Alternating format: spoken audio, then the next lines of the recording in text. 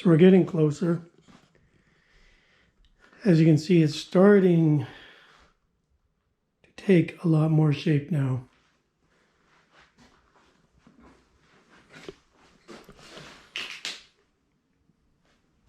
So what I did is, you see how the necks are different on the two bears?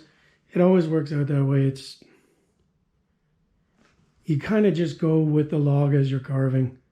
You do what you have to do. So what I did is I cleaned the ears up a little bit. I stayed within the lines that I drew. I cleaned that up a little bit in there. I brought the snout in a bit more, and then I cut the bottom off where I drew that line like I said I would. And so now I'm going to I might bring this back a little bit more that way. I'm not really sure yet. But what I'm going to do is clean the snout up a bit, clean it up down here. And that's almost it, where I can do any more on the actual, like, screwed down to the bench. And you can see it was very sturdy with just those two. The next step, I got to get my marker again. Not my marker, my wax pencil. So the next step is, you already see that I cut down this way, and I beveled these in this way for the paws to be like that. So I cut down this way, but I kept it level with, like, straight up with the bear. I didn't cut in too far. So what I'll do now is I'll cut down here about the height of the feet, paws, lower paws, whatever you want to call them. And I'll cut down. So I'll cut this way, and then I'll cut that way. So I'll have like a hockey stick sort of down here. So that'll cut straight down and straight in that way. I'll just clean those edges off a little tiny bit. You see how they have not been cut yet. I'll clean those off a little bit. I'll make sure I don't go near the metal bracket, because that means either a new chain or a lot of sharpening and reshaping of the chain. And then once I take it off the bench, I'll put it on its back. I'll make the cut through there, and I'll shape the legs at the bottom without it being screwed down, because once those screws come out, they're not going back in. So that's where I am right now.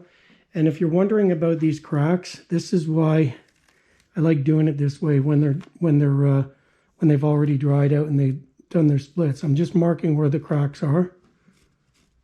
So that one will come all the way up there. That one will be down there. It's the last thing that I do just before I do the furring. There's another one right here. This will save you saves a lot of heartache. There's another one there.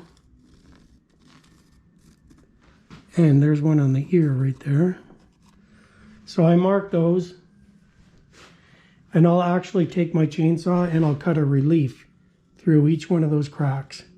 And then once I cut that relief in those cracks, I gotta come over here to my pile, nice neat pile of wood there. I'll cut, they're like mixing sticks, but the same kerf or the width of the chainsaw blade. And then I'll pack them with sawdust and glue and put them in there and let them dry. And then I'll shave these back down again. And once I've done that, and I can do that when it's off the bench. Once I've done that, then I can start the furring. So next step right now, what I'm going to do is cut the paws and take it off of the take it off of here. That'll probably be it for this evening. I have to do some cleaning up here, and you might notice I have 3 saws down there. Is a preference of mine. I use a couple of different bars, and just rather than taking the bar off and putting it on the other saw, I have a few saws there that I switch up. It's you could do everything that I did today with that saw right there, the 170, and that's what I used to do. Everything with just that, but I wanted to get faster at it, and so I bought a few more saws and I switched the bars on it. Something that comes with time. I have this other little saw right here, and that has a little dime tip cannon bar on it. It's great for furring. And then I have another bigger saw there that I don't use. But these saws, you can do everything that I've done with that, the MS-170. So there we are. I'm going to get this off of the bench now, and I'll show you next steps. Thank you.